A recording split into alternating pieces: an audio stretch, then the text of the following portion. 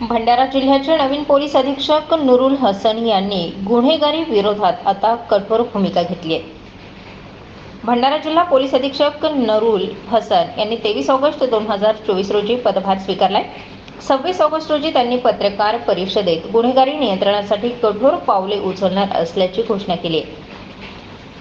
यावेळी त्यांनी वाळू माफिया, गांजा तस्करी, जुगार, सट्टा, वेश्यावृत्ती आणि ड्रिंक अँड ड्राईव्हवर कडक पायबंदी घालणार असल्याची माहिती दिली. यासाठी कलम 311 लागू करून कडक कारवाई केली जाणार आहे. याआधी वर्धा जिल्ह्यातील अवैध दारू विक्रीवर तसेच तस्करीवर नियंत्रण आणण्यासाठी 5,000 विक्रेत्यांवर कारवाई केली होती. कुख्यात गुंड आबू खानच्या टोळीचा सफाया करून 100हून अधिक गुन्हेगारांनाही तडीपार करण्यात आलं होतं. पाहूया पत्रकार परिषदेत भंडारा जिल्हा पोलीस अधीक्षक नुरुल हसन यांनी दिलेली माहिती. आपल्याला काही आजार झाला तर आपण काय करतो, आधी स्वतः बघतो की ते स्वतः बरोबर होईल का. बरोबर झाला नाही तर आपण डॉक्टरकडे जातो. डॉक्टर काय देतात, आपल्याला मेडिसिन देतात. तर मेडिसिन बरोबर झाली, बरोबर राहिला तर आपला आजार बरा होतो. बरोबर झाला नाही तर आपण काय करतात, इंजेक्शन देतात. आणि तरी सुद्धा बरोबर झाला नाही तर सर्जरी करावं लागते. तर क्रिमिनल क्राईम मध्ये सुद्धा, अवैध धंद्यामध्ये सुद्धा असाच आहे. आधी आम्ही दवा देऊ, आधी समजावण्याचा प्रयत्न करू, विनंती करू, नंतर काही दवा देऊ, गोळी जे म्हणतात टॅबलेट्स देऊ. टॅबलेट्समुळे बरोबर झाले नाही तर इंजेक्शन द्यावं लागेल. आणि काही लोक असे असेल ते इंजेक्शन नंतर त्यांची सर्जरी सुद्धा करावं लागेल. पोलीस डिपार्टमेंटकडे वेगवेगळे उपक्रम आहे. आधी आम्ही कम्युनिटी पोलिसिंग करून शेवटची क्षणीपर्यंत त्यांना समजवण्याचा प्रयत्न करू. नंतर आपले गुन्हे दाखल करण्याची पद्धत आहे.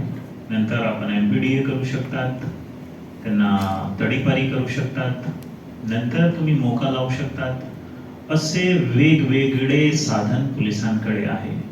तर जसं आम्ही सांगितले, आधी दवा, टॅबलेट, आधी परामर्श, नंतर दवा, टॅबलेट, नंतर इंजेक्शन, नंतर सर्जरी, असा आमचं धोरण राहणार आहे. तर याच्यामध्ये फाईन बॅलन्स करणं हे महत्वाचे आहे. मी इथे काही मोठा विधान करणार नाही की मी असा करतो, मी तसा करतो, याला मी असा करणार, तसं करणार, हे काय मी बोलणार नाही. मी फक्त एक गोष्टी बोलणार, भंडाराचे जे चांगले लोक आहेत त्यांच्या सहकार्य मिळाला तर नक्कीच आता जे परिस्थिती आहे त्यापेक्षा चांगली परिस्थिती निर्माण करण्याचा मी प्रयत्न करू. नक्कीच त्याच्यामध्ये मी प्रयत्न करणार. मी असा बोलू शकत नाही की मी इथे परफेक्ट सिस्टम डेव्हलप करणार, एकदम परफेक्ट सिस्टम मी डेव्हलप करू शकेल असा मी बोलणार नाही, मोठे दावे करणार नाही.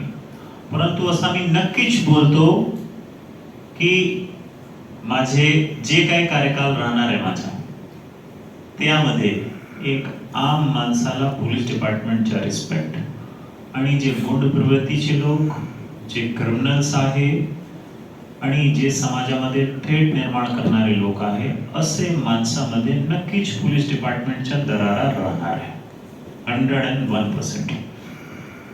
आपण स्टार 24 फास्ट न्यूज साठी भंडारा प्रतिनिधी हंसराज रामटेके.